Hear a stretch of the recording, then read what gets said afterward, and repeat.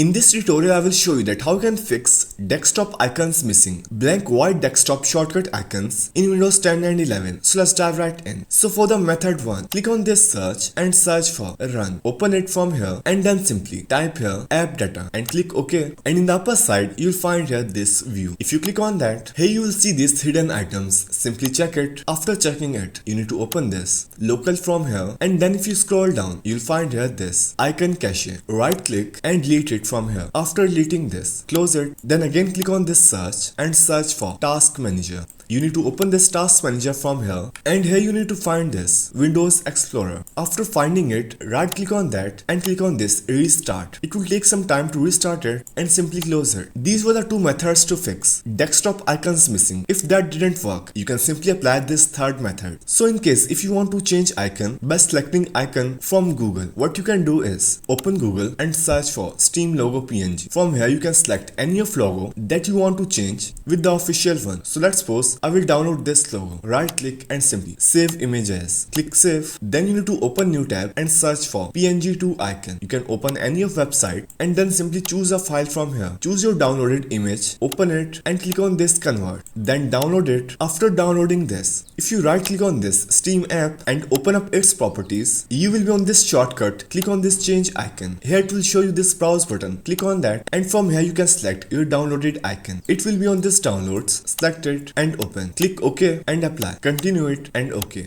So that's the easiest process to fix desktop icons missing blank white desktop shortcut icons in Windows 10 and 11.